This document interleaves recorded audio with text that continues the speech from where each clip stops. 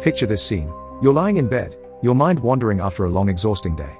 You toss and turn, trying to settle in, but your brain decides to play one of its favorite games, the big question. You know the one, where do we go when we die? It's a thought that sneaks up on you, usually when you're least prepared to deal with it. Do we go to heaven? Or maybe hell? Do we just float off into some mystical ether? Or what if it's something more? Something with a twist. What if instead of crossing over to some final destination, your soul doesn't just disappear? Instead, it gets deposited into an otherworldly bank of souls, like some cosmic vault where it rests, evolves, and patiently waits its turn to be reincarnated. A spiritual savings account. A place to sit back, reflect, and, in a way, upgrade before the next round of earthly living. This sounds like something straight out of a sci-fi movie, or the plot of Disney Pixar's Soul. But before you dismiss it as pure fantasy, hear me out. If you've ever dabbled in reincarnation theories or have heard of the ancient Egyptian concept of the ka, the spiritual essence that sticks with you through life and death, you're already on your way to understanding this concept. The Egyptians thought the ka was part of your soul that stayed with you, forever tied to your identity. But instead of simply carrying it around like an invisible weight, they saw it as something that could grow, adapt, something that continues to evolve. The ka is like a personal cosmic currency. Instead of the standard issue concept of reincarnation being just a simple cycle of life, death, and rebirth, it's actually more like reincarnation 2.0. Imagine that your soul doesn't just get recycled, it's refined, upgraded, like an evolving spiritual asset.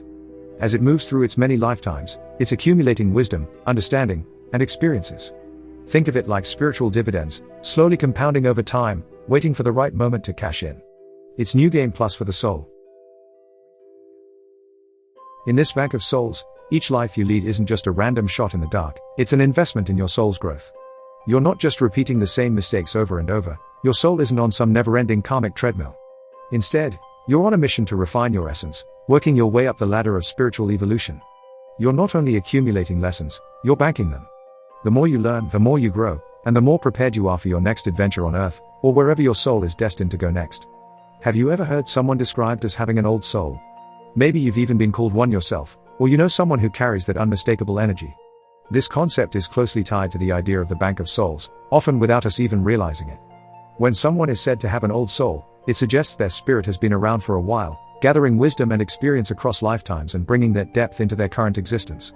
This isn't some standard afterlife theory where you get whisked away to some fluffy cloud or dark abyss to be judged. This is a cosmic waiting room where souls hang out between lives, getting a chance to rest, recharge, and prepare for their next big journey. So, while the idea of the bank of souls might sound far out, the concept of souls evolving and growing over multiple lifetimes has deep roots in ancient philosophies. It's almost like the universe's way of making sure your soul doesn't get stuck in some cosmic purgatory, endlessly wandering without purpose. Instead, it gets the chance to evolve, to bank its spiritual dividends, and maybe, just maybe, when it's time for you to return to Earth, you'll be a little wiser, a little kinder, and definitely more prepared to face whatever challenges the next life has in store.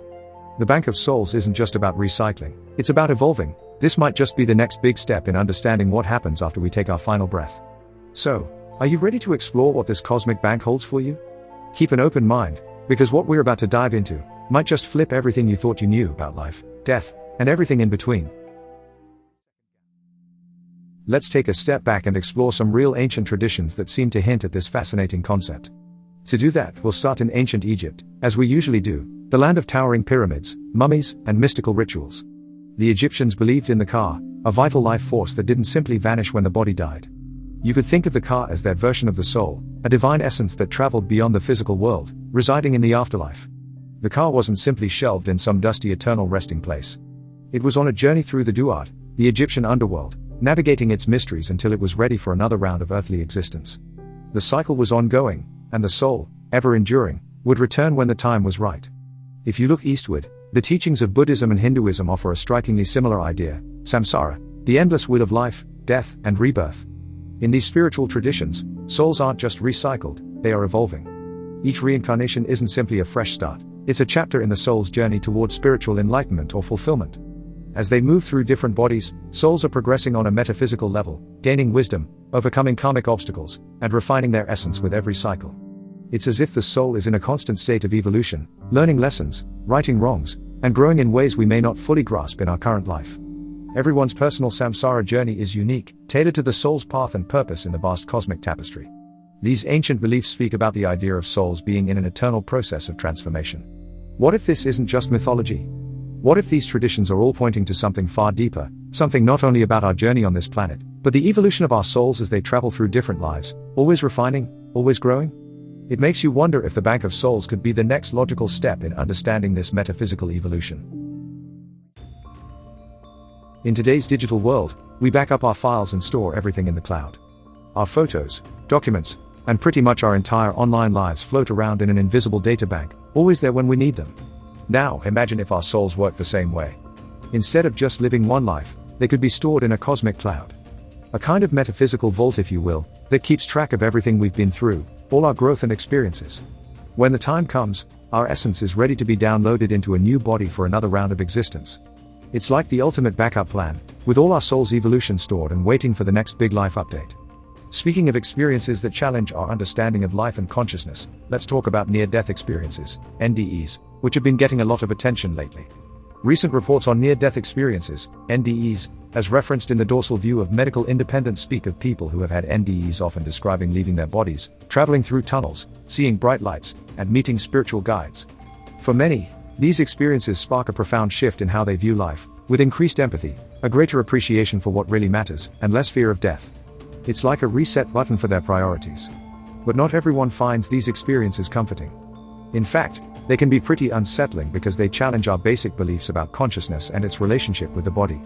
NDEs make you think, could consciousness really exist beyond our physical form? What happens when we die? These deep existential questions are what keep so many people wondering about the mysteries of life after death. I'm planning to dive deeper into NDEs in an upcoming video for this channel, so if you're enjoying this topic and want to keep exploring these ideas, I'd love for you to subscribe and join me on this journey down the rabbit hole. On a similar note, the Bank of Souls idea connects well with some recent ideas in quantum physics. In the past, we thought of consciousness as something produced by our brains. But now, some theories suggest consciousness is part of a bigger, interconnected quantum system. This is where the quantum theory of soul, QTS, comes in. According to QTS, consciousness isn't just a one-time thing tied to our individual lives. Instead, it's part of a much larger, cosmic structure, an eternal, evolving force that has existed before and will continue to exist after our physical lives. This theory shakes up the traditional view that consciousness is confined to our brains. Instead, it suggests that our consciousness is part of a universal quantum field, almost like a repository that holds the essence of all souls, stretching across time and space. It's a mind-bending idea, but it lines up with quantum physics' more recent interpretations of how consciousness might function beyond just the physical. Let's hit the brakes for a second. You didn't think we'd just breeze through this without considering the skeptics, did you? Of course there are critics. And they've got a point, because when it comes to the Bank of Souls, we're pretty much in the realm of speculation, conspiracy theories, and pure metaphysics. Skeptics, like Charles Hodge, a noted Presbyterian theologian, argued that the soul, being immaterial, cannot be transmitted through natural generation, which refers to the biological inheritance of traits from parent to offspring. In his work, Systematic Theology Volume 1, Hodge makes the distinction that the soul is not a material substance that could be passed down like a physical characteristic such as eye color or the ability to grow an impressive mustache like your father, for example. Instead, he asserts that the soul is a unique, non-material essence that is directly created by God for each individual, rather than being inherited through biological processes. For more detailed exploration, you can access Charles Hodge's Systematic Theology using the citation in the description. And then there's the big question: how do you test all of this? The short answer is you don't. It's incredibly difficult to prove the existence of something as abstract and ethereal as a Bank of Souls, especially when we can't even confirm the existence of a soul in the first place. We're talking about something that exists outside of our traditional understanding of science, where empirical evidence reigns supreme. In the scientific world, to verify a hypothesis, you need a testable, observable phenomenon. But when it comes to metaphysical ideas like the Bank of Souls, we're dealing with concepts that simply aren't measurable by conventional means. And that's where the challenge lies. We simply don't have the tools to test a metaphysical vault or even prove the existence of consciousness beyond our brains. Theories like the quantum theory of soul or ideas about near-death experiences are fascinating and can certainly be supported by anecdotal evidence or theoretical models, but they lack the empirical backbone that science typically requires to move from speculation to fact. In the realm of neuroscience, for instance, there's ongoing debate about whether consciousness is entirely a product of the brain or whether it transcends physicality. See studies on the hard problem of consciousness by philosophers like David Chalmers. Neuroscientists often point to the brain as the seat of consciousness, but even that theory is far from fully proven, since consciousness remains one of the most elusive aspects of human experience. As for proving something like the Bank of Souls, we're in a space where, Unless a breakthrough happens that offers testable, repeatable evidence, the whole idea remains in the realm of the speculative. Until then, it's more about philosophical exploration than scientific validation. But that doesn't mean the questions are any less compelling. It simply means that some things may be beyond the scope of current science, waiting for future advancements that might one day allow us to answer questions we can't even fully articulate today. This challenge is also why concepts like the soul and the Bank of Souls will continue to provoke thought and inspire debate. The mysteries of consciousness, life after death, and even the nature of reality itself are likely to be subjects of speculation and philosophical exploration for the foreseeable future, until, perhaps, science catches up with these metaphysical questions. Even though we can't scientifically prove the existence of the Bank of Souls, it feels good to think about. Let's be real, you probably don't want to think that everything you are, everything you've been through, is just going to vanish when your body kicks the bucket. Who wants to think their essence is just gone? That would kind of make this whole life thing feel a bit pointless, wouldn't it? So maybe we need this idea. Maybe this is why it's so important. It's why we devote such time, energy and resources to positing theories and explanations.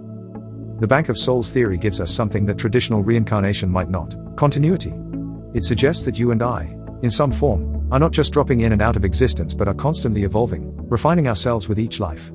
It's like a cosmic retirement fund for the soul, an account where we store up wisdom, experiences, and whatever weird stuff happened in your last life.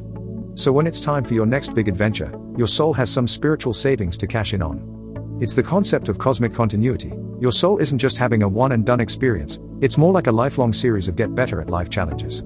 In one life, you could be the wise teacher, passing on knowledge with the grace of a Jedi Master. In the next, maybe you're a rock star, with fans screaming your name. Or you could come back as a potato, because even in the cosmic scheme of things, everyone deserves a break to just chill in the soil, right? Obviously, I don't know if it works like that, but it's interesting to think about, isn't it? The point is, your soul is on a journey of endless upgrades. It's like a never-ending DLC or expansion pack for your spirit, no need for a game over. But whatever happens, you're always becoming. And that, my friends, is a comforting thought in a world that sometimes feels a little too chaotic for its own good. So, when the time comes, will you be ready to cash in your soul's savings account? Sure, the idea of the Bank of Souls is speculative, but it's a thought experiment that gets the mind wandering down some pretty interesting paths. Socrates famously said, "The unexamined life is not worth living." Well, I think the same can be said for death, don't you? We spend so much time trying to figure out how to live better that we rarely pause to think about how we might exit this world, and what could come next. Imagine this: the universe might just be more peculiar than we can even fathom. It's like we're all strapped into this intergalactic roller coaster, flying blind through a galaxy of uncharted possibilities, not really knowing when the next big loop is coming. But that's kind of the thrill. We're all in it together, even if it feels like we've just missed the manual that would explain everything. And you know what? If we're lucky, the concept of a cosmic vault, this Bank of Souls, could be the perfect metaphor for our place in the grand scheme of things. Maybe it's just waiting for us to figure out how to tap into it, or maybe the mysteries of life are simply waiting for us to stop scrolling through Instagram reels long enough to notice what's been there all along. It's like life itself is one big unfinished project that we're all contributing to. So while we're busy figuring out how to unlock that cosmic vault, or perhaps just figuring out what the heck we're doing here, remember this: keep questioning, keep wondering, and keep an eye out for the signs. Who knows? The universe is stranger than we think, and sometimes, the most absurd possibilities are the ones that leave us with the most to learn. So keep your curiosity high, your mind open, and be ready for whatever strange wild ride comes next.